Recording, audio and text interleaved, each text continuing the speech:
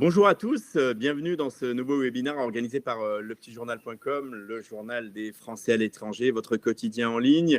Vous êtes très nombreux aujourd'hui à vous être inscrits. Je suis Hervé Hérault, le président et le fondateur des éditions du petitjournal.com. Bienvenue à tous, c'est vraiment un plaisir de vous avoir avec nous sur aujourd'hui cette thématique de webinaire. Comment optimiser sa fiscalité et son patrimoine depuis les États-Unis avec notre partenaire donc USA France Financial Group. Et on a la chance aujourd'hui d'avoir avec nous pendant une bonne heure, à peu près une petite heure, Adrien Hérault, qui est partenaire, directeur du développement commercial à USA France Financial Groups, et Olivier Sureau, qui est partenaire et directeur du USA France Multifamily Office et du USA France Business Service. Donc chez USA France Financial Group, qui vont répondre donc du coup à toutes vos questions pendant une heure. Alors les internautes, bon, c'est très simple, hein, vous avez un petit chat sur la droite, vous avez commencé à mettre des petits messages, donc c'est très facile. Profitez bien, c'est vraiment le moment de poser vos questions. La fiscalité, le patrimoine, la retraite, il y a plein de sujets qui sont extrêmement importants. Vous êtes nombreux, vous êtes très nombreux, vous êtes inscrits, donc vous êtes nombreux en ligne déjà. Donc écoutez, il faut profiter pour poser toutes vos questions. On a deux experts avec nous, c'est le moment pour bien poser toutes vos questions. Dites-nous déjà un petit peu, mettez-nous un petit message, dites-nous où vous êtes. Je vous mets un petit bonjour. Je vous avoue que là, moi, alors aujourd'hui, je suis à Nice et il a fait très beau, donc c'était très sympa. Dites-nous un petit peu où vous êtes. Adrien et Olivier, je crois, sont à New York. Je vais leur passer la parole évidemment dans un instant. Je vais juste vous rappeler avant que le webinaire sera disponible en replay. Donc, si vous ne pouvez pas assister à tout le webinaire, pas de souci, vous ne raterez rien. Vous allez recevoir le lien du replay. Vous allez aussi pouvoir le partager. Il y aura également la vidéo YouTube sera extraite et il y aura un article dans le petitjournal.com dans les prochains jours avec la vidéo YouTube. Donc, très facile à partager. Donc, si vous avez des collègues, des connaissances, des amis qui sont intéressés par ce sujet et qui malheureusement ne s'étaient pas inscrits ou ne connaissaient pas l'existence de ce webinaire, pas de souci, vous pourrez leur passer évidemment le lien, ils pourront voir très facilement. Et également, donc, comme je le disais, donc si vous ne pouvez pas assister à tout, posez vite vos questions. Ne ratez pas, évidemment, l'opportunité de pouvoir poser vos questions. Allez, on a Corinne qui est à Paris. Bonjour, Corinne. Jean-Claude, il est à Sarasota. Michael nous dit également bonjour. Je vais tout d'abord passer la parole à Adrien et Olivier pour qui se présentent et puis qui nous présentent USA France Financial Group. Il y aura une petite présentation au démarrage et puis après, vraiment, on est à votre disposition pour toutes les questions. Sandra était à Seattle. Bonjour Sandra. Alors, je ne sais pas qui veut commencer, Olivier ou Adrien. Je vous passe la parole. Je vais commencer. Bonjour à tous. Merci beaucoup Hervé pour cette présentation. Enchanté de pouvoir faire une présentation aujourd'hui avec le petit journal. Alors moi, je suis en Floride, à Fort Lauderdale aujourd'hui. Et on va parler ensemble de fiscalité et de patrimoine. Donc, un petit mot sur USA France Financial. On est un cabinet de gestion privée ici aux États-Unis. On s'est vraiment spécialisé dans l'accompagnement des Franco-Américains, Français, qui sont venus s'installer ici. Et l'objectif, c'est vraiment d'accompagner notre clientèle dans la gestion de la plupart de leurs problématiques patrimoniales, que ce soit les aspects de conseil en placement, investissement, bien sûr, mais également, comme on va en parler aujourd'hui, la fiscalité, la retraite, l'aspect successoral et puis la protection de la famille. Donc, sans plus attendre, je donne la main à mon associé Olivier qui va pouvoir commencer la présentation. Olivier. Ouais, bonjour à tous et merci encore Hervé pour avoir organisé cet événement. Donc, je vais vous partager. Alors, moi, je suis Olivier Sureau. Moi, je suis basé à Miami, comme Adrien. Alors, on est au show en Floride actuellement. Donc, on va vous parler aujourd'hui de toutes vos problématiques fiscales. Je vais vous partager tout de suite l'écran. Alors, vous allez voir, on va avoir des slides qui vont apparaître maintenant. Voilà. Et donc, en fait, l'objectif d'aujourd'hui, c'est on va vous faire une présentation. Alors, vous verrez, il y a beaucoup de slides, mais sur certaines, on va passer un petit peu plus vite que d'autres parce que notre but, c'est de pouvoir répondre à vos questions. On va quand même vous donner les grands principes parce qu'aujourd'hui, c'est de partager en fait un petit peu notre expérience et notre expertise sur les particularités fiscales entre la France et les États-Unis. On va pas se cantonner d'un côté ou de l'autre. Donc, on va essayer de s'accentuer vraiment sur cette particularité-là. Donc, nous sommes présentés avec Adrien tous les deux et de mon côté, je suis expert comptable français et CPA américain aux États-Unis. Donc, quand on parle de fiscalité franco-américaine, on va commencer tout d'abord par la notion de résidence fiscale. Il faut savoir qu'aux États-Unis, première amalgame qu'on fait, première petite erreur qu'on fait, c'est quand on parle de résidence fiscale, on pense qu'on n'a qu'un critère entre guillemets de présence physique. ou de visa ou de passeport. Et il y a des subtilités qu'il faut connaître au niveau de cette résidence fiscale. Il y a deux cas, on va regarder uniquement deux cas aux États-Unis pour se définir dans la notion de résidence fiscale.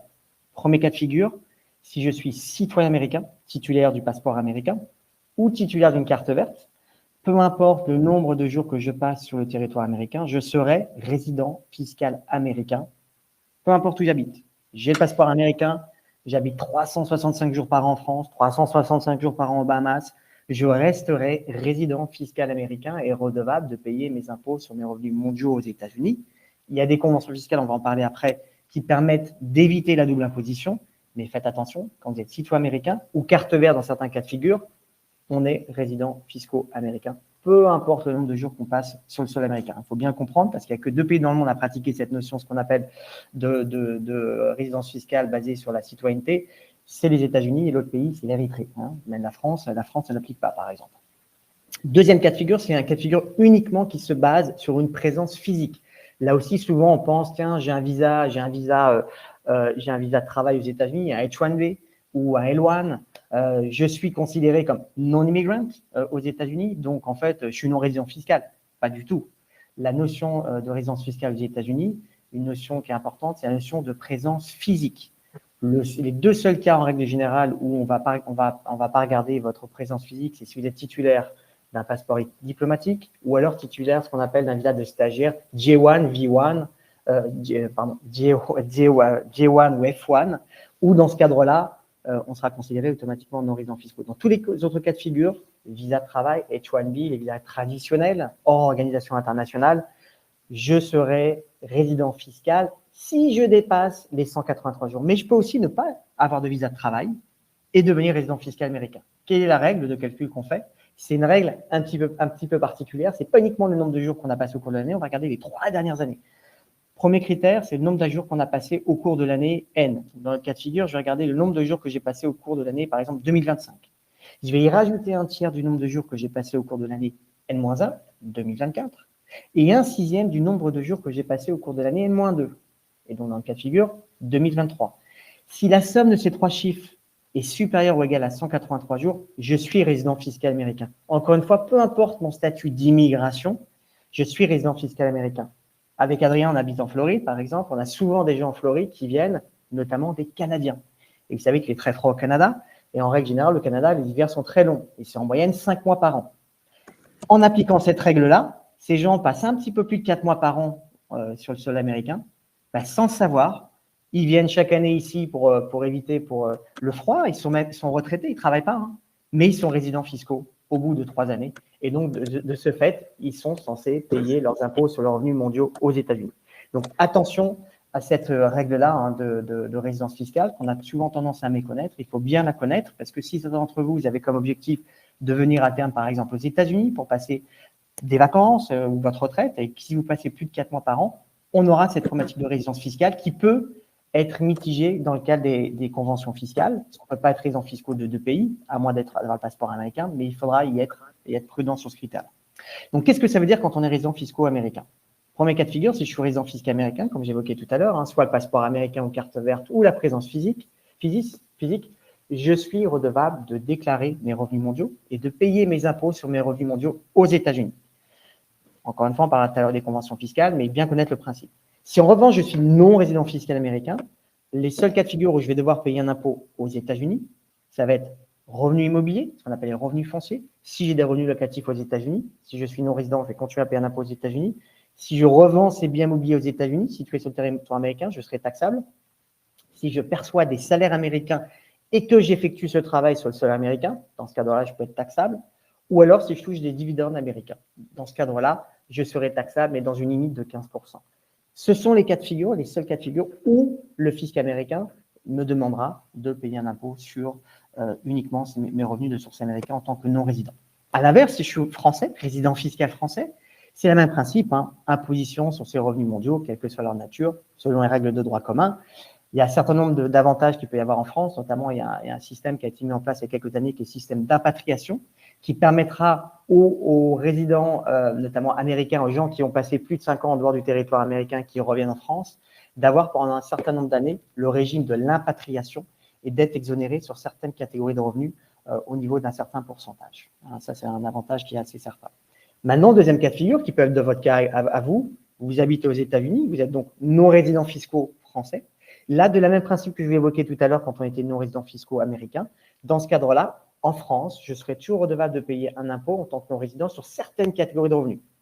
Idem, revenus locatifs. Il faut savoir qu'on a un impôt minimum qui est assez conséquent en France, qui est de 20 à 30% pour les revenus traditionnels locatifs, plus on va y rajouter des prélèvements sociaux qui vont jusqu'à 17,2%. Les plus-values immobilières, si je revends un bien immobilier qui est situé sur le territoire français, il va falloir également s'acquitter d'un impôt en France également sur cette plus-value. Donc l'impôt, il sera minimum de 19%, plus une surtaxe parfois de 6%, auquel on y rajoutera les prélèvements sociaux des 17,2%. Donc attention, ça nous fait 36,2% d'imposition en France quand on revient à un bien immobilier en France. On en parlera tout à l'heure. Dans les autres cas de figure, j'ai un portefeuille de placement en France, actionnaire par action par exemple, je serai redevable d'éviter de payer mes impôts sur ces placements en tant que non-résident fiscaux français. Donc ça, ce sera ce cadre-là. Je ne sais pas, Adrien ou Hervé, si c'est un de vous, mais si vous pouvez vous mettre en mute parce qu'on a un son derrière où on entend les bruits. Oui. Donc dans ce cadre-là, on aura le portefeuille de valeur mobilière de placement qui sera donc exonéré en fiscalité française, et ça, c'est un réel avantage. Dividendes, de la même façon, si vous avez des portefeuilles de placement et que vous percevez des dividendes de sociétés françaises, en tant que non-résident, on aura uniquement un prélèvement à la source en France qui sera de 12,8%. Bien évidemment, le reste sera taxable aux États-Unis. Donc, dans ce cadre-là, sur quelle fiscalité on va avoir une fiscalité particulière? On aura également les retraites en France.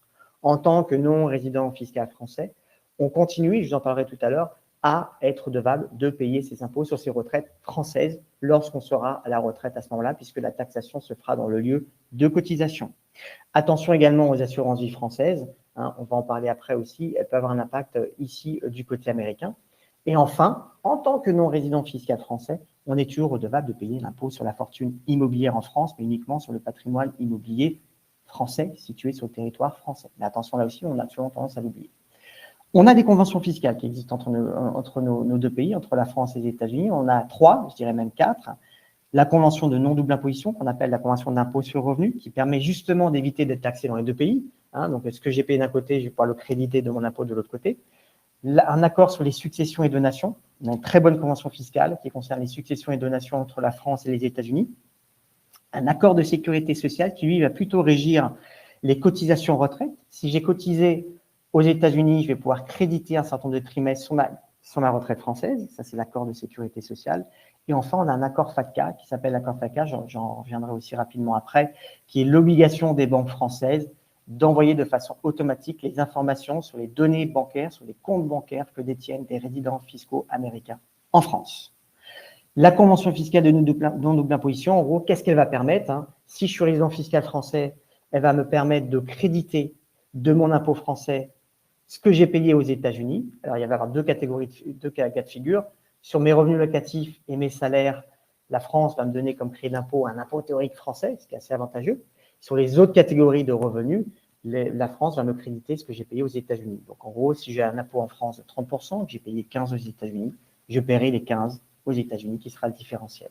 Du côté américain, si je suis résident fiscal américain, ce que j'ai payé en France, ça c'est simple, je vais être crédité de mon impôt américain. Bien évidemment, attention, c'est toujours dans la limite de la quote-part de l'équivalent de l'impôt américain. Ça veut dire quoi? Ça veut dire que si aux États-Unis, j'ai des revenus locatifs français que je déclare aux États-Unis, ces revenus locatifs en France ont fait l'objet d'une taxation à, par exemple, 30%, et que mon taux d'imposition en France sur ces revenus, aux États-Unis sur ces revenus locatifs est de 20, le fisc américain va me créditer bien évidemment 20 et non pas 30, parce qu'il va me créditer dans la limite de l'impôt américain. Ça, faut bien comprendre.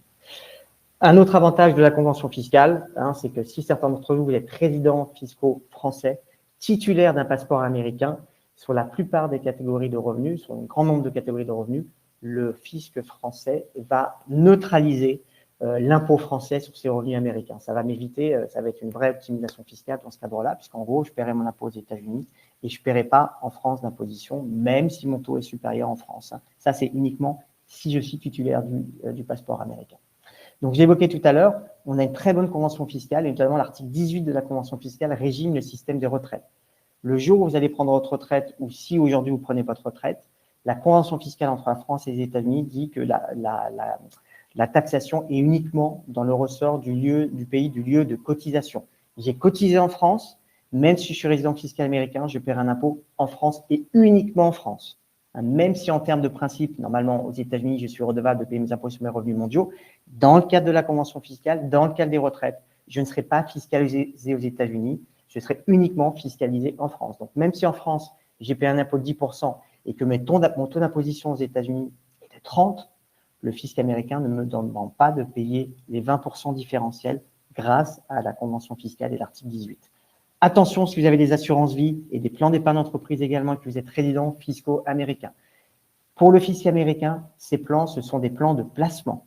Donc, dans ce cadre-là, chaque année, à chaque fois qu'on a des revenus issus des assurances vie ou des revenus issus des plans d'épargne d'entreprise, même s'ils sont réintégrés dans ces plans, même s'ils font l'objet d'une exonération d'imposition en France, pour le fisc américain, comme les résidents fiscaux américains, on doit payer un impôt sur ses revenus. Donc faites attention, il faut déclarer ses assurances vie et payer un impôt sur les revenus mondiaux, mais également on a une obligation en termes de compliance de déclarer les montants que l'on détient dans ces assurances vie, dans ces PE, dans les formulaires, j'en parlais rapidement tout à l'heure, les formulaires, ce qu'on appelle les formulaires de FBAR, qui sont des formulaires de compte en banque, et les formulaires de FATCA. Donc faites attention également, si vous n'avez pas déclaré ces plans d'épargne entreprise ou ces assurances vie aux États-Unis, il faut le faire parce que pour le fisc américain, c'est un outil de placement et si on ne le fait pas, on s'expose à des pénalités assez importantes. Donc faites attention dans ce cadre-là. Les actifs immobiliers, une chose particulière que l'on voit souvent, c'est quand on est résident fiscaux américain notamment et qu'on vend un bien immobilier en France, on réalise une plus-value.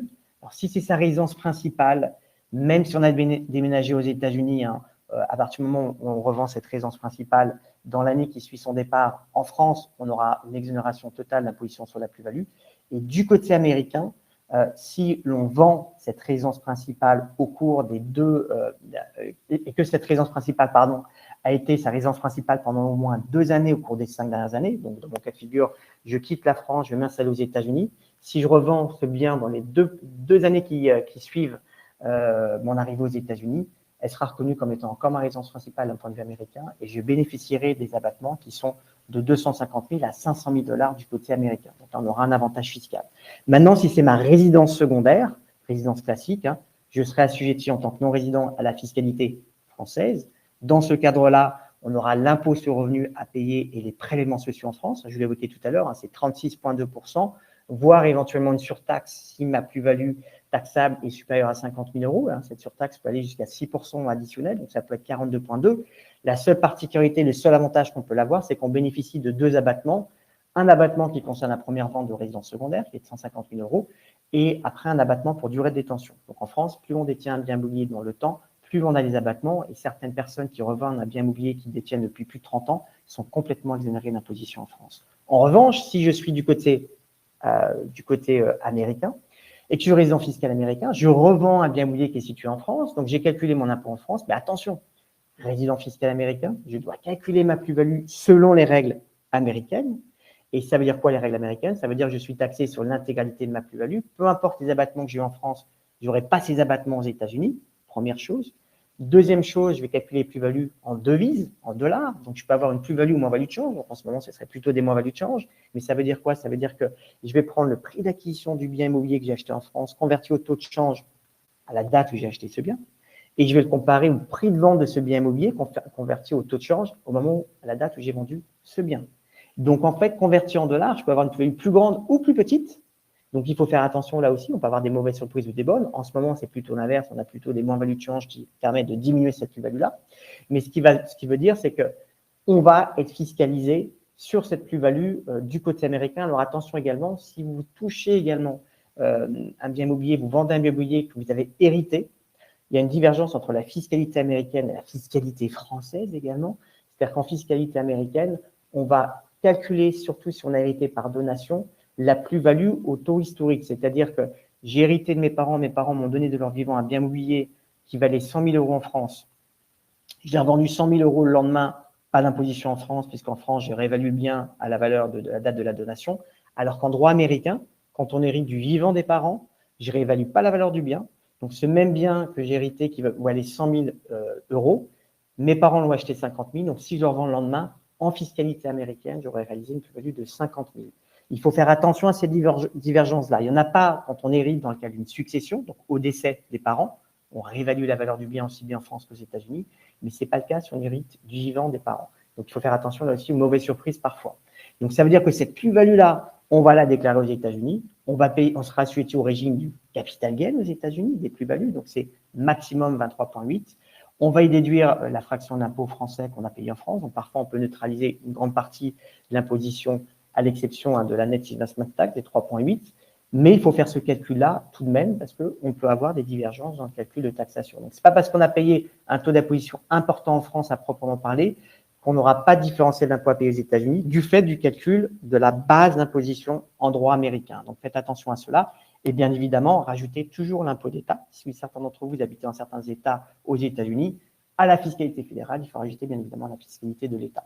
Également, je n'ai pas m'y attarder, mais si vous avez des prêts qui sont attachés aussi à ces biens immobiliers, on peut aussi générer des plus-values de change. Là, en ce moment, par exemple, on a des gens qui réalisent beaucoup de plus-values de change quand ils liquident leurs prêts français. Pourquoi? Parce que ces gens-là ont converti un prêt de 100 000 euros lorsque le taux de change était à 1,30, donc c'était l'équivalent de 130 000 $. Sauf qu'aujourd'hui, quand ils liquident leur prêt en France, ils le liquident pour une valeur toujours de 100 000 euros, converti au taux de change d'aujourd'hui, 1 pour 1. Donc, en fait, le fisc américain va dire qu'on a réalisé une plus-value de 30 000 euros en dollars en gain de change. Donc, attention à ça. Ça peut vous paraître aberrant, mais on doit tout calculer en monnaie de référence, en monnaie de dollars. Donc, là aussi, on peut avoir un impact de taux de change. Il faut bien être prudent là-dessus. Enfin, la loi FATCA. N'oubliez pas que dans le cadre de la loi FATCA, les banques étrangères, notamment la France, a signé cet accord. La France, les banques françaises ont l'obligation de divulguer de façon automatique, j'insiste bien sur le côté automatique, ce n'est pas sur demande du fisc américain, c'est que là, dès lors que vous avez de l'argent, notamment si c'est supérieur à 50 000 $ en France dans des comptes en banque, votre banque va vous demander de remplir un formulaire fiscal et votre banque va automatiquement envoyer l'information au fisc américain. Et vous, ce qui va être important de savoir, c'est est-ce que vous avez bien déclaré ces comptes en banque dans vos formulaires sur votre déclaration fiscale. Et c'est là où le fisc américain va regarder si vous êtes bien en compliance. Dans le cas des régimes FATCA, un régime FATCA, c'est si on a plus de 100 000 $ d'actifs financiers quand on est marié ou 50 000 $ quand on est célibataire, il faut déclarer tous les actifs financiers qu'on a, les comptes en banque, les actions, etc., etc.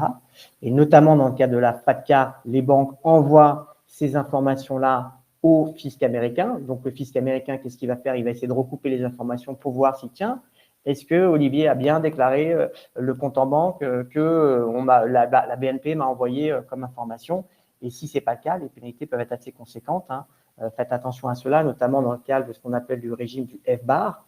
Le FBAR, c'est quand on a plus de 10 000 $ de comptes placés, de comptes financiers placés dans une institution financière à l'étranger. On a l'obligation de déclarer chacun de ces comptes au fisc américain. Et si on ne le fait pas, potentiellement, la pénalité peut être entre 50 et 100% du montant qu'on a mis de déclarer. J'ai une assurance vie française de 100 000 €, je n'ai jamais déclaré, je peux être exposé à 100 000 € de pénalité. Là aussi, attention, c'est aberrant, mais c'est une pénalité pas sur les revenus générés, mais sur la balance qu'on a oublié de déclarer. Donc, n'oubliez pas, dans le cas de la FATCA, de bien déclarer ces parties-là. Et enfin, je vais conclure sur les formulaires fiscaux qui existent. Là aussi, qu'on a souvent tendance à oublier quand on est résident fiscal américain, 35-20. Si vous héritez d'une donation, d'une succession d'un non-résident fiscal américain, par exemple, d'un non-résident fiscal américain, par exemple, un Français, vous êtes résident fiscal américain, vos parents vous font une donation ou malheureusement vos parents ne sont plus là, décèdent et vous transmettent du patrimoine. Il n'y a pas d'imposition à payer aux États-Unis puisque c'est redevable du pays de la personne qui donne ou qui décède, donc en l'occurrence en France. En revanche, dès lors qu'on hérite plus de 100 000 $ de patrimoine par donation ou par succession, on a l'obligation de déclarer sur ce formulaire 35-20. Si on ne le fait pas, comme dans le cas où je viens de vous évoquer des comptes en banque, là, c'est 25% de pénalité du montant qu'on a mis de déclarer. Autre chose, si vous avez des sociétés familiales que vous contrôlez directement ou indirectement, indirectement, ça veut dire quoi? Ça veut dire qu'avec votre famille, vous avez des SCI en France, des SARL, et avec la participation de vos parents, vous dépassez 50%, il va falloir déclarer sur un formulaire spécifique, retranscrire les états financiers de ces sociétés sur la déclaration américaine. Et enfin, il ne faudra pas oublier la partie également si vous avez des SICAV ou des fonds communs de placement. Pour conclure, Comment on va optimiser tout ça? Ce qu'il faut savoir, c'est qu'il y a beaucoup de possibilités d'avantages fiscaux lorsqu'on est résident fiscal américain. Et même si on veut rentrer en France, il faut toujours profiter de ces avantages-là. Et Adrien va vous en parler après, hein, notamment utiliser les plans de retraite qui existent. On a plein de plans de retraite qui sont très avantageux aux États-Unis, notamment des 401k, des Defined Benefit Plans, des Cash Benefit Plans, des SEP, qui vous permettent une vraie déduction fiscale quand vous êtes aux États-Unis. Pour certains plans pour lesquels vos employeurs abondent, donc mettent de l'argent en plus, sans que ce soit fiscalisé et taxable. Donc, c'est un vrai avantage fiscal. Et en plus, ces plans-là, si un jour vous rentrez vivre en France, ils seront, comme j'évoquais tout à l'heure, dans le cadre de l'article 18 de la Convention, toujours taxables aux États-Unis. Donc, on a un vrai avantage fiscal de la Convention et en même temps, vous bénéficiez des avantages fiscaux quand on est résident fiscaux américain. Et même si vous êtes là 2 ans, 3 ans, 4 ans, ça vaut toujours le coup de le faire. Hein. J'insiste bien, beaucoup de gens se disent, je suis là que 1 ou 2 ans, ou peut-être que je vais rentrer, et au bout de 10 ans, on est encore là, on n'a rien fait. Et c'est dommage parce qu'en fait, on est souvent très concentré, très attaché souvent au système de retraite en France quand on est aux États-Unis, mais ça nous fait oublier beaucoup les avantages qu'on peut avoir aux États-Unis dans le cadre des plans de retraite qui sont des vrais avantages dont il faut bénéficier. Également, pensez à effectuer des donations. Quand on est aux États-Unis, on a une famille, même si on compte rentrer en France, donner à ses enfants, quand on peut le faire, il faut le faire. Aux États-Unis, on peut donner jusqu'à 19 000 $ par personne, peu importe le degré de parenté d'ailleurs, hein. Donc ça fait 38 000 $ quand on est en couple, hein, et à qui on veut, sans avoir à faire de déclaration fiscale. Alors, sachez qu'on a quand même un abattement de 13 990 000 $, mais on n'a même pas besoin de cet abattement pour effectuer ces donations chaque année. Donc, il ne faut pas hésiter à le faire. Et également d'anticiper les études de ses enfants. Dès qu'on arrive aux États-Unis, il faut penser à comment je vais pouvoir financer les études de mes enfants. Est-ce qu'il y a des plans fiscaux qui peuvent être intéressants? Il y en a qui existent aux États-Unis, des 529 qui sont assez avantageux fiscalement et de la même façon. Pareil, si vous souhaitez investir dans l'immobilier avec vos enfants, pensez toujours à les mettre dans vos investissements dans les biens immobiliers en France en utilisant l'outil du démembrement, qui est un très très bon outil en France. De préférence, on est en recours à des structures juridiques en France, mais il faut penser à le faire. Donc, comme je viens de vous l'évoquer, pensez au plan de retraite, les 401k, c'est un vrai avantage. Et même si certains d'entre vous êtes entrepreneurs aujourd'hui, ça vous permet vraiment de diminuer votre résultat fiscal et d'investir ces sommes dans un plan de retraite qui vont générer eux-mêmes des revenus qui ne seront pas fiscalisés tant que vous n'aurez pas pris l'âge de la retraite. Donc, intéressant. Pensez à recourir également à des systèmes d'annuities ou des systèmes qui sont des systèmes qui vous permettent également de placer votre argent dans la fiscalité différée, donc pas imposée aujourd'hui, mais imposée plus tard, ce qui est intéressant quand on a un taux d'imposition qui est assez important, mais également dans des placements financiers qui génèrent des exonérations totales, hein, comme on a le cas, par exemple, dans le cas des municipal bonds, qui aussi parfois, pour certains, peuvent avoir des rendements qui peuvent être intéressants et complètement exonérés d'impôts. Pensez également à utiliser les HSA qui sont intéressants. Hein. Les donations, je l'ai évoqué tout à l'heure, il peut y avoir des donations à des véhicules juridiques caritatifs qui peuvent être intéressants, hein, comme des DAF et autres. La transmission, pareil, hein, profitez de votre résidence fiscale américaine pour optimiser votre transmission en cas d'un éventuel retour en France. Pensez à transmettre son patrimoine à ses enfants parce qu'on a des réels avantages aux États-Unis dans ce cadre-là. Et bien évidemment, de penser à anticiper les besoins futurs de ses enfants. Très, très important dans ce cadre-là de vraiment penser à optimiser cette partie-là. Donc, essayez vraiment de vous concentrer sur ne pas oublier la partie compliance, hein, important, mais en même temps, de penser aux outils qui s'offrent à vous quand on est aux États-Unis. Et j'insiste bien, que vous soyez là pour 1 an, enfin 1 an peut-être pas, mais 2 ans, 3 ans, 4 ans, il y a un vrai avantage à recourir à ces outils-là. Il y a un vrai avantage à effectuer une optimisation, mais bien évidemment, tout en pensant à bien cette compliance qui est quand même assez lourde aux États-Unis, hein, bien que quand on vient de France, on pense que ça va être moins lourd. Non, les États-Unis ont une compliance très importante. Il faut être transparent le plus possible, mais il faut utiliser tous les véhicules qu'on peut avoir. Il y a vraiment des véhicules intéressants. Et Adrien va vous parler notamment de certains outils qui vont être vraiment intéressants pour vous. Adrien, je te laisse la parole. Parfait, merci Olivier. Et effectivement, hein, comme Olivier le disait, et ça fait une très bonne transition parce qu'on va rentrer là, dans le détail des outils de retraite. On va commencer par ça, avec lesquels vous allez pouvoir optimiser votre fiscalité. Mais comme le disait Olivier, hein, avant de rentrer dans le détail des outils, très important de faire les contributions. Trop souvent, on voit des personnes qui nous disent « Ah, j'ai raté les 5 premières années de contribution au sein de mon plan retraite. » Parce que tout simplement, j'avais peut-être pas compris comment ça fonctionnait, hein, mais ne serait-ce que par le match, hein, ne pas contribuer à son plan retraite lorsque votre employeur vous propose un match, eh bien vous laissez de l'argent sur la table, entre guillemets, hein, puisque ça c'est de l'argent qui vous donnera en extra moyennant votre contribution, qui ne vous donnerait pas, hein, si vous ne le faites pas. Alors ensemble aujourd'hui, on va rentrer dans le détail des outils de retraite et on va commencer par une des questions qui nous est posée énormément en ce moment. On est en plein dans la période fiscale. C'est est-ce que je dois contribuer dans un Roth ou dans un plan de retraite traditionnel? On a souvent nos employeurs qui proposent deux types de plans. On a le 401k traditionnel, qui est le plan le plus connu, dans lequel je vais contribuer un montant. Ce montant sera retiré de mes revenus à la fin d'année et ma base taxable sera réduite du montant de ma contribution au sein de ce plan. C'est le plan que la plupart d'entre nous connaissent. Et le deuxième plan, qui est le plan Roth, qui est, je dirais, complètement différent, dans le sens où je vais contribuer au sein d'un plan retraite avec de l'argent sur lequel j'ai déjà payé de l'impôt, donc je n'aurai pas de réduction fiscale, mais la raison pour laquelle je le fais, c'est que plus tard, lors de ma retraite, eh bien, tous les revenus qui viendront de ce Roth seront non imposables. Et donc la question qu'on nous pose souvent ici, c'est de nous dire, très bien, merci Adrien, mais finalement, dans quel cas ça vaut le coup, le Roth, et dans quel cas le traditionnel vaut le coup. Et j'ai pris deux exemples pour essayer d'y répondre. J'ai pris premièrement le cas de Jeanne et Louis. Jeanne et Louis qui habitent à New York, combinés, Jeanne et Louis, ils ont des revenus de 950 000 $. Leur taux d'imposition, donc très haut en tranche d'imposition, on est à 42%. Aujourd'hui, pour leur retraite, comme la plupart d'entre nous, ils ne savent pas, ils ont encore que 45 ans, ils ne savent pas où ils seront, est-ce qu'ils seront en France, est-ce qu'ils seront aux États-Unis, en Floride, enfin, peu importe, mais ce qu'ils savent, c'est que leurs biens immobiliers, les études des enfants seront terminées et leurs besoins seront inférieurs. Ils estiment avoir besoin d'à peu près 20 000 $ par mois lors de leur retraite. Si on fait les calculs aujourd'hui, ça voudrait dire une imposition de 20%.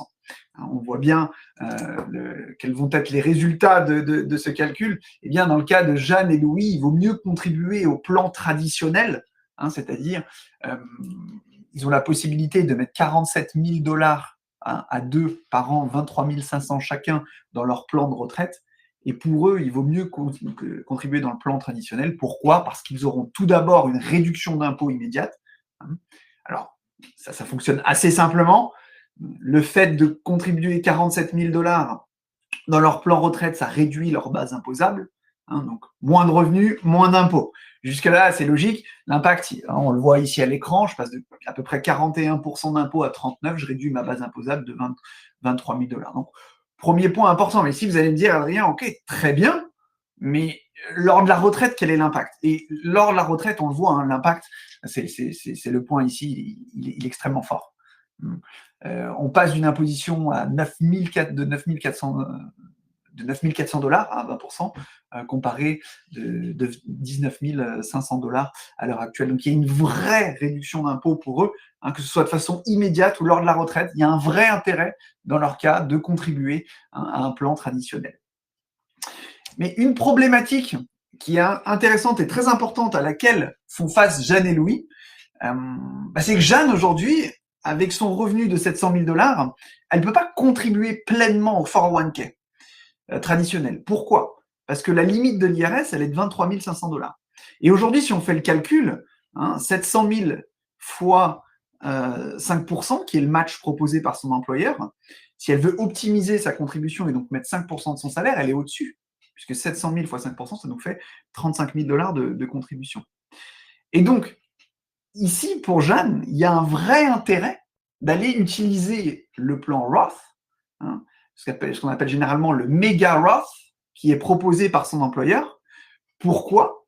Eh bien, parce que même si elle ne bénéficie pas de déduction d'impôt sur cette extra contribution, on le voit, on a fait le calcul ici qui sera de 11 500 $, eh bien, elle va pouvoir bénéficier du match de son employeur. Et c'est important parce que finalement, en mettant 23 500 $ dans son 401k classique, il aura 23 500 $ de son employeur, mais en mettant 11 500 $ après impôt dans son méga backdoor Roth, eh bien, elle va pouvoir avoir un extra 11 500 $ de son employeur qu'elle n'aurait pas eu à cause de ses hauts revenus. Donc, même si aujourd'hui, vous allez me dire, d'accord, mais elle contribue dans un plan sur lequel elle va payer, c'est moins intéressant fiscalement, oui, mais le fait qu'elle fasse, entre guillemets, 100% de retour, puisqu'elle bénéficie du match de son employeur, ça fait complètement sens.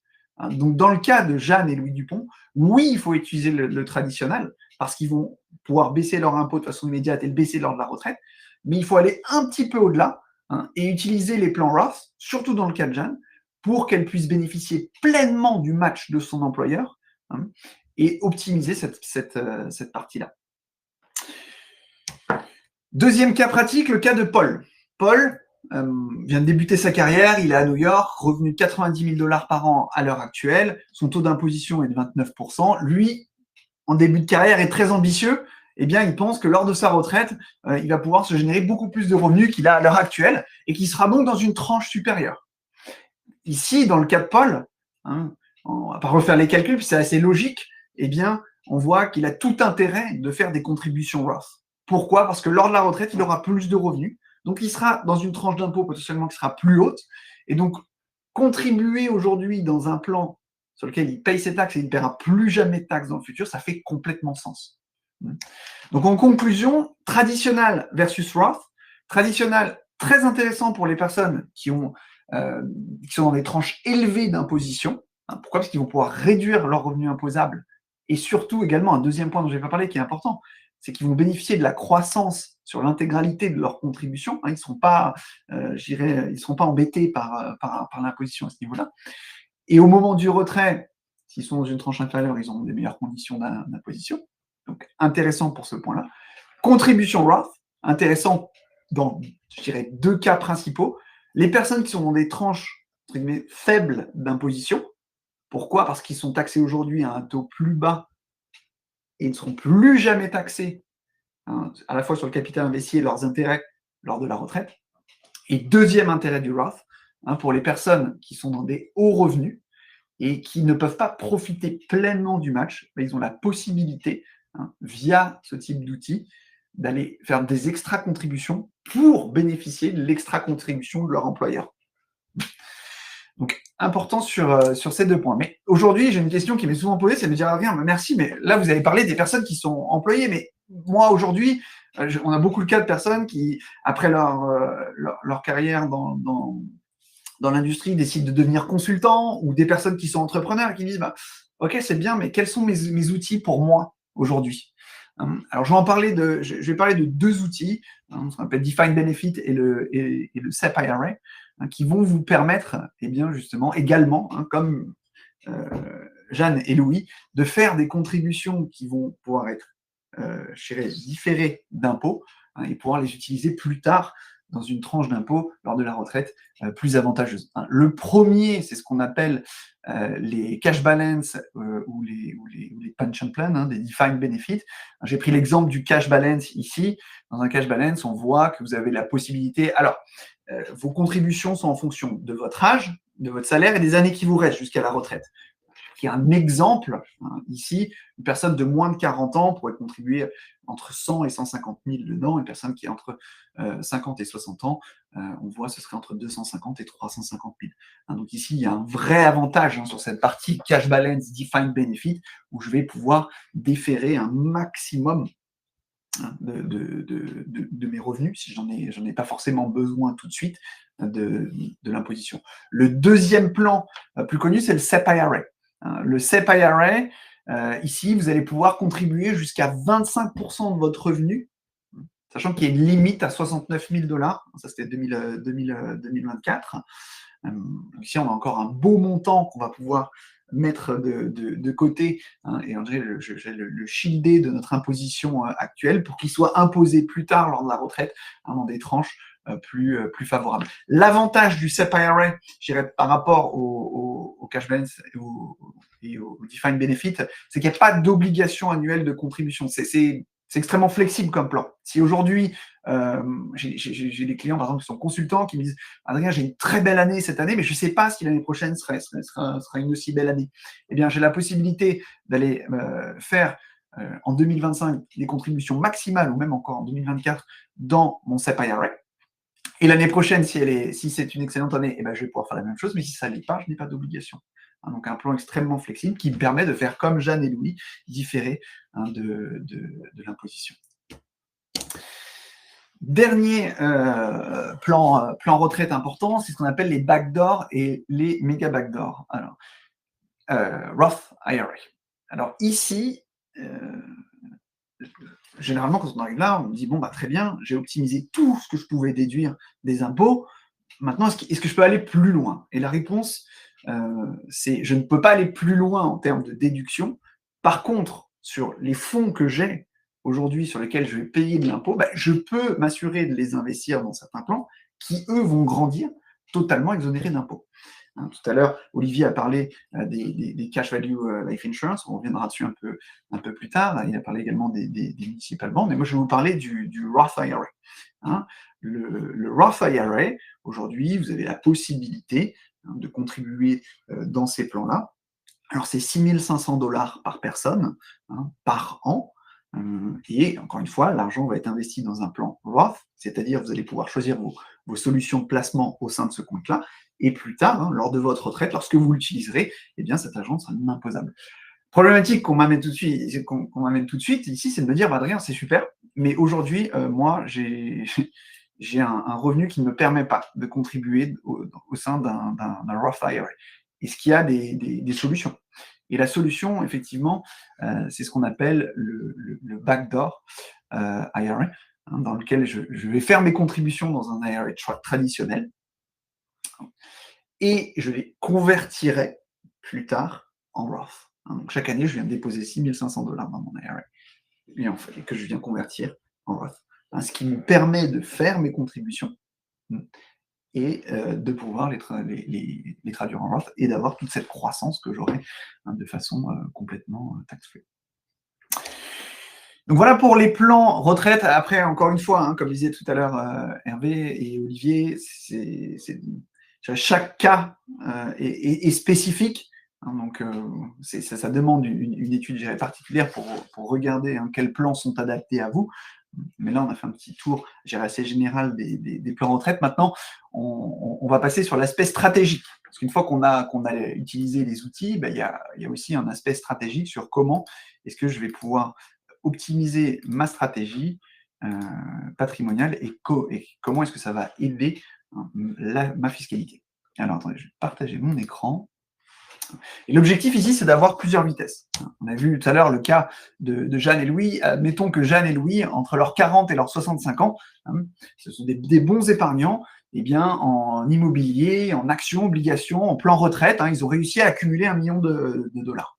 Jeanne et Louis, ils arrivent à l'âge de 65 ans, ils disent, très bien, aujourd'hui, mon premier choix, qui est le choix le plus connu, c'est de vivre des intérêts de ce patrimoine que j'ai généré.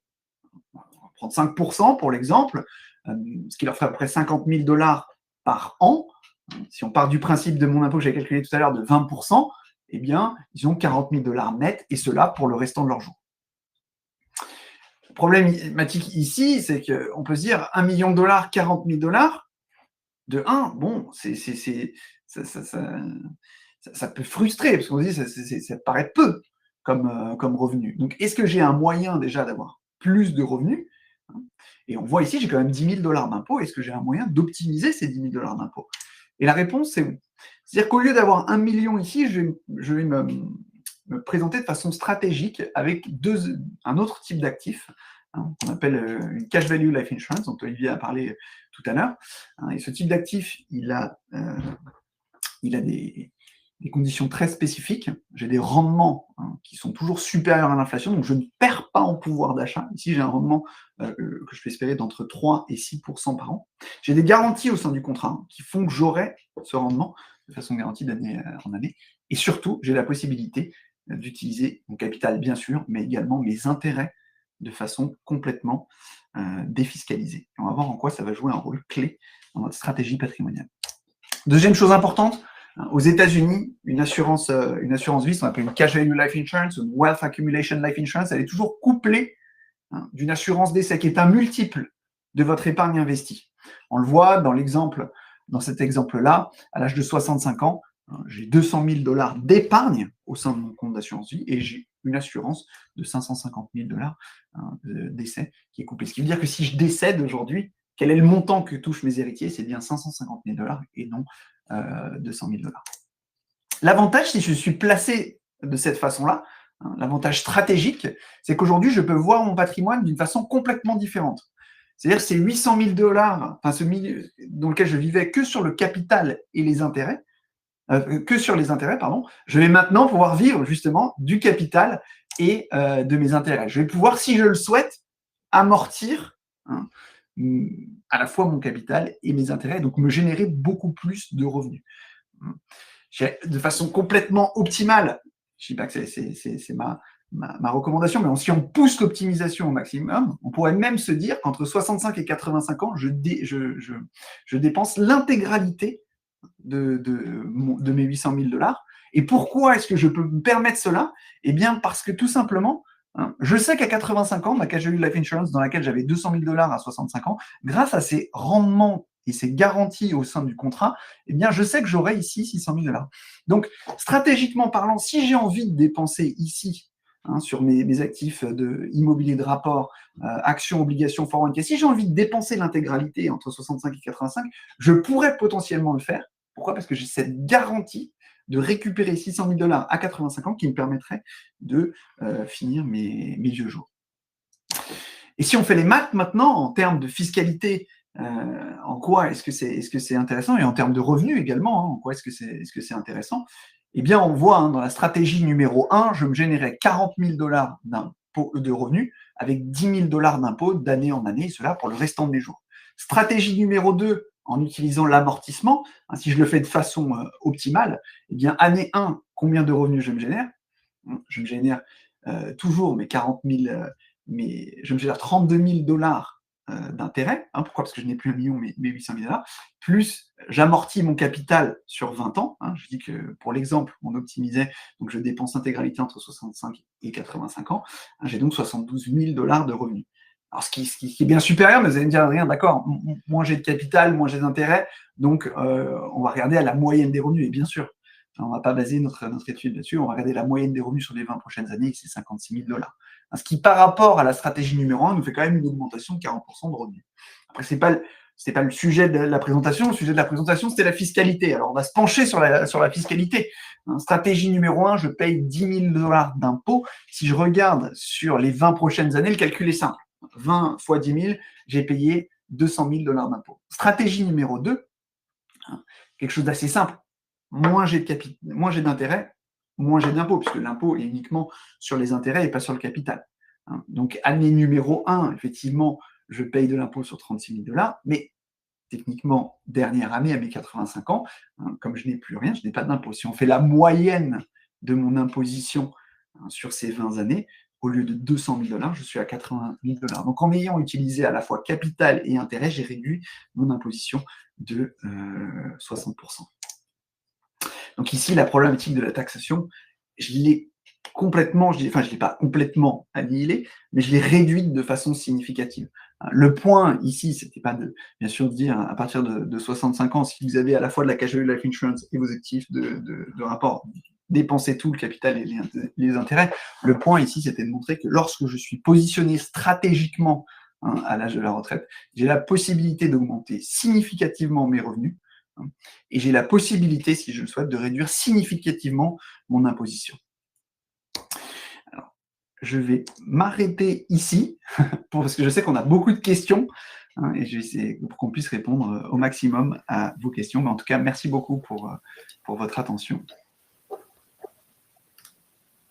Voilà. Hervé, je vous rends la parole. Voilà, je vais remettre mon micro. Voilà, c'est ça, j'avais coupé mon micro, pardon. Merci beaucoup, Adrien. Merci, Olivier, pour cette présentation très large et très précise. Effectivement, on a beaucoup de questions. Je ne pense pas qu'on aura le temps de répondre à tout le monde, mais en tous les cas, on communiquera les questions à nos intervenants de façon à ce qu'ils puissent vous répondre après directement et reprendre contact avec vous, si vous le voulez bien, les internautes. Il nous reste une petite dizaine de minutes. Allez, on part avec une question de Muriel. Elle est de Brooklyn, dans le Massachusetts, si je MA, il me semble que c'est bien ça. Alors, elle demande, si un couple de résidents fiscaux US font une donation de 200 000 € par enfant résident aux US, est-ce qu'ils doivent payer des impôts aux US sur ce don? Voilà, je vous livre la question telle qu'elle. Oui, alors c'est une bonne question. Alors, il ne faut pas oublier que lorsque l'on fait une donation d'un bien immobilier situé sur le territoire français, peu importe en fait que l'on soit résident, non résident français, on est toujours redevable de payer l'impôt sur les donations et successions en France. Donc dans notre cas de figure à nous, si la maison en France, ça représente 200 000 € par enfant, vous aurez alors vous savez qu'en France, on bénéficiera du régime fiscal français. Donc ça veut dire quoi? Ça veut dire qu'en France, on a droit de donner tous les 15 ans 100 000 € par enfant. Et donc pour un couple, ça fait 200 000 € par enfant. Donc dans votre cadre à vous, si vous donnez la maison en France, ça va être enregistré auprès d'un notaire en France, bien évidemment, assujetti aux droits de mutation en France. Donc là, dans notre cas à nous, ce sera des droits sur la donation qui a été effectuée.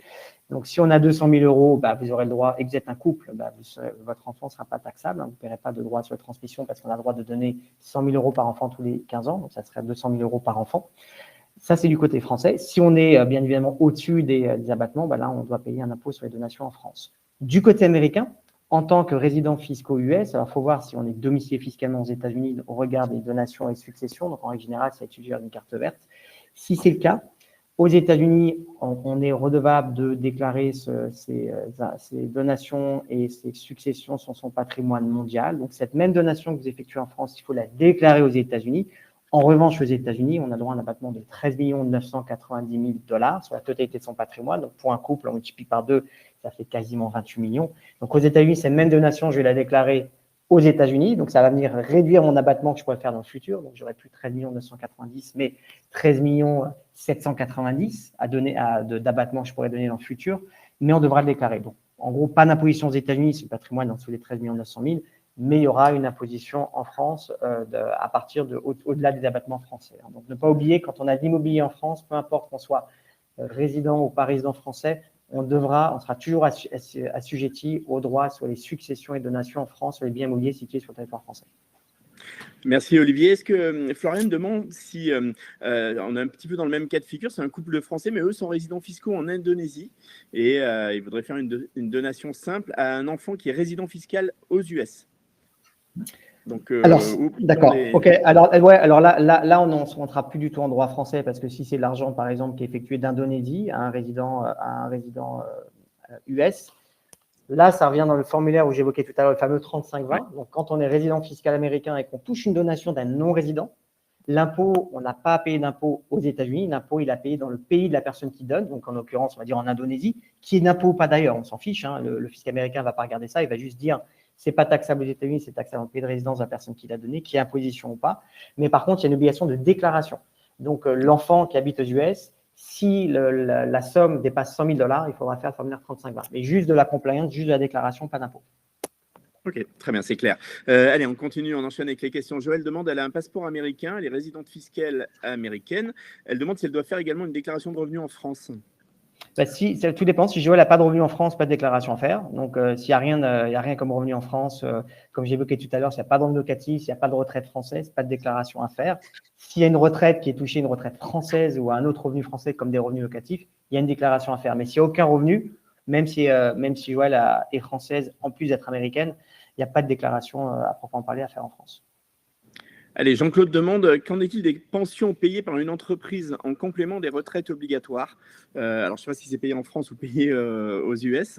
Vous avez bien expliqué pour le cas de la retraite. Je ne sais pas si Jean-Claude peut nous préciser ou si déjà vous voulez nous redire, Olivier. Oui, en fait, pour répondre à la question de Jean-Claude, je vois ce que Jean-Claude veut dire. L'article 18, il concerne non seulement les obligations à caractère obligatoire, mais également toutes les obligations à caractère, entre guillemets, facultatif. Tout ce qui a été donné dans le cadre d'un emploi par un employeur et qui rentre dans le cadre d'un plan de retraite établi et constitué en tant que tel. Hein, c'est un plan de retraite privé, par exemple, même d'entreprise, mais à partir du moment où ça respecte le caractère de retraite, où l'argent est bloqué, etc., on rentre dans l'article 18 de la convention fiscale, donc taxé dans le lieu de cotisation. Donc, dans son cas à lui, si son employeur avait cotisé à une retraite complémentaire aux États-Unis, par exemple, et qu'il est, au moment où il perçoit cette retraite en France, ce sera fiscalisé qu'aux États-Unis, même si c'est à caractère privé et non obligatoire, complémentaire. Alors, Anne-Claire demande si la proposition de budget qui est censée, je crois, être votée demain, hein, si j'ai bien compris, en France, on n'est jamais à l'abri, mais enfin, en tous les cas, c'est ce qui est prévu. Est-ce qu'il y aura un impact sur la fiscalité, notamment, évidemment, quand on est résident fiscal US, ou est-ce qu'il n'y a rien de particulier à attendre, ou il faut attendre déjà que ce soit voté? Alors déjà, il faut attendre que ce soit voté. Là, il y a quelques petits amendements qui sont effectués, notamment dans le cadre, je sais, de l'amortissement. Donc, quand on est loueur meublé professionnel, où on avait à une époque la possibilité d'amortir le bien, et quand on vendait ce bien-là, on ne réintégrait pas les amortissements. Alors, il y a quelques niches fiscales qui vont disparaître, mais que ce soit pour un résident ou un non-résident d'ailleurs. Mais dans la globalité, il n'y aura pas d'incidence à proprement parler en tant que non-résident fiscal. Donc, si on est non-résident fiscal français, il n'y a pas pour l'instant, à ma connaissance, ceci nous change quelque chose aujourd'hui, il n'y a pas d'amendement. Ce qui va beaucoup changer, c'est un taux d'impôt minimum qui va être mis en place. C'est-à-dire qu'en fait, si demain, on rentre vivre en France, qu'on soit américain ou pas d'ailleurs, et que notre taux moyen d'imposition est inférieur à ce qu'ils évoquaient, en fait, un taux minimum qui serait de 20 ou 30%, le fisc français va plafonner cet impôt. Donc, ça revient à dire qu'il va falloir certaines personnes qui payaient pas beaucoup d'impôts en France risquent de se retrouver un impôt minimum dès lors qu'ils auront un certain patrimoine, un certain revenu. Ça, ce sera le gros changement qu'il va y avoir du côté français. Ça, ce sera pour les particuliers. Et par contre, les gros changements, ça va être au niveau des entreprises qui vont avoir un taux d'impôt sur les sociétés qui va grimper, surtout pour les grosses sociétés qui vont avoir un taux d'impôt sur les sociétés beaucoup plus important pendant une année, voire 2 années, mais au moins une année. Donc ça va être le gros changement. Mais pour le moment, il n'y a pas de fiscalité. On parlait justement peut-être de réformer aussi les problématiques de fiscalité privilégiée comme les assurances vie haute, mais pour le moment, ce n'est pas le cas encore. Donc, on ne devrait pas voir de gros changements dans ce domaine-là. C'est surtout pour les hauts revenus qu'il va y avoir un gros changement et également pour les sociétés. Allez, encore 2-3 questions. Magali demande, doit-on déclarer les assurances vie françaises de mineurs résidents et de nationalité US?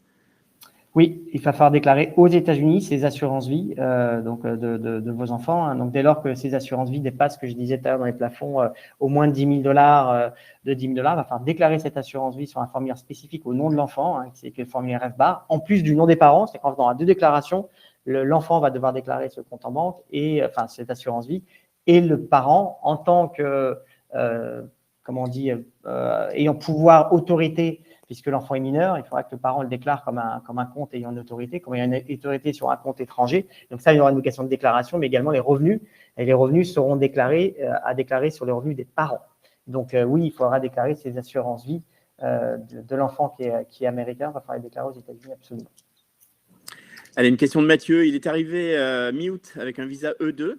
Et il dit du coup sur 2024, ça ne dépense pas les 183 jours de présence physique. Alors, est-ce qu'il doit se considérer comme non-résident fiscal américain pour 2024 ou au contraire, même s'il n'a pas passé les 183 jours, est-ce qu'il doit faire une déclaration? Alors, du côté fédéral, hein, oui, il sera non-résident fiscal à partir du moment où on n'a pas dépassé 183 jours et Mathieu ayant un visa E2.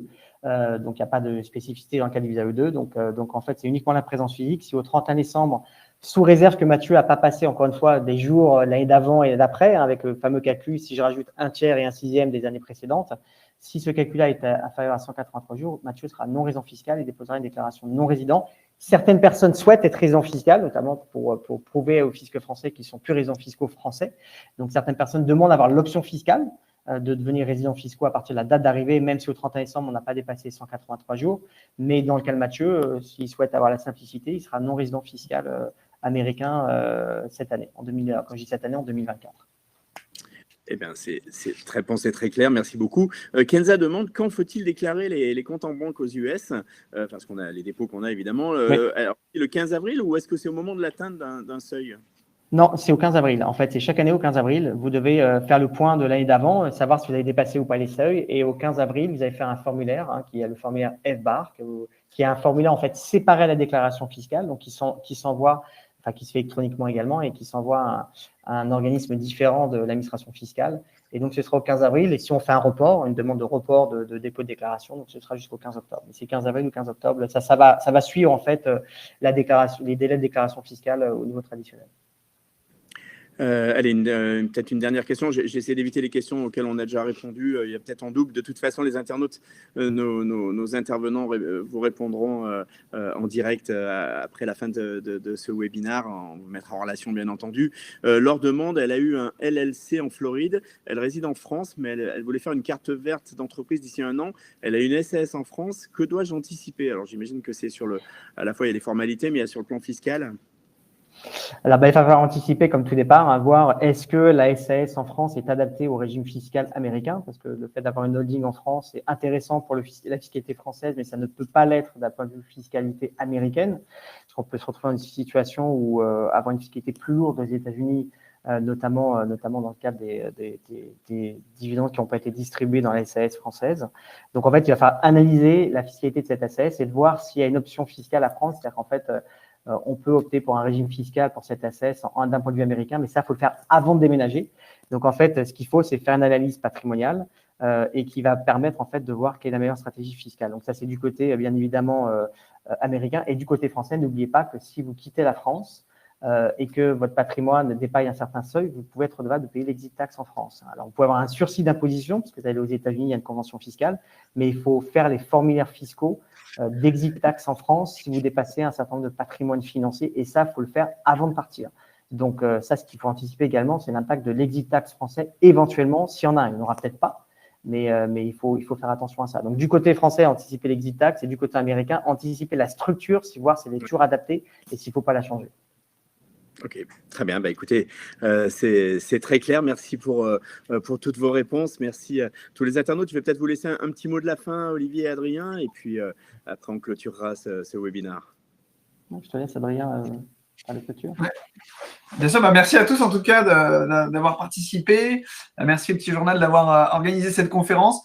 Pour toutes les personnes qui étaient présentes et inscrites ici, n'hésitez pas, on va vous envoyer un email, ou même les personnes qui sont sur le replay, on va vous envoyer un email avec un lien pour prendre rendez-vous avec nous. On pourra vous faire un bilan patrimonial qui sera bien sûr offert pour que vous puissiez voir l'impact de toutes les stratégies qu'on vient de vous présenter, dont on a parlé avec vos propres chiffres. Très bien. Bah, écoutez, merci beaucoup, Adrien Hérault. Merci beaucoup. Oui, Olivier, tu veux rajouter quelque chose? Non, je disais merci beaucoup également. Merci beaucoup au Petit Journal. Bon, bah, super. Adrien, Olivier Sureau, donc Adrien Hérault, Olivier Sureau, nos partenaires et amis de USA France Financial Group sur cette thématique, comment optimiser sa fiscalité, son patrimoine depuis les États-Unis. C'est extrêmement clair, précis. Une fois de plus, on va vous mettre, il y avait pas mal de questions, il y avait une présentation très, très détaillée, donc vous serez en relation et vous allez pouvoir échanger avec nos intervenants en direct, bien entendu. Merci à tous, bonne journée, bonne soirée selon où vous êtes, et puis au plaisir de vous voir bientôt. Vous allez recevoir le lien du replay dans quelques instants, bien entendu. Merci beaucoup. Au revoir. Merci beaucoup. Au revoir. Merci, au revoir.